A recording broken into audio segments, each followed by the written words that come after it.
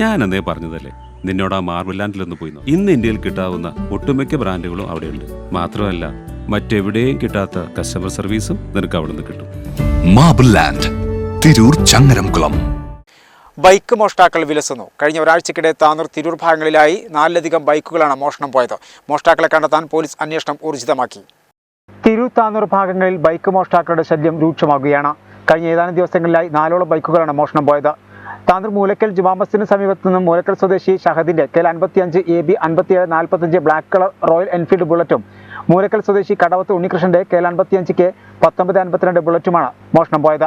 കൂടാതെ ഉഴൂർ സ്വദേശിയുടെ ബൈക്ക് തിരുപ്പൂക്കയിൽ പള്ളിക്ക് സമീപം നിർത്തിയിട്ട പൾസർ ബൈക്ക് എന്നിവയും മോഷണം പോയി.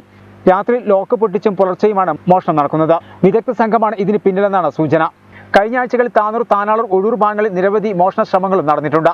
മോഷ്ടാക്കളുടെ ദൃശ്യങ്ങൾ CCTV ക്യാമറയിലും പതിഞ്ഞിട്ടുണ്ട്. എങ്കിലും ഇവരെ പിടികൂടാൻ കഴിഞ്ഞിട്ടില്ല. സംഭവത്തിൽ പോലീസ് അന്വേഷണം ഊർജിതമാക്കിയിരിക്കുകയാണ്.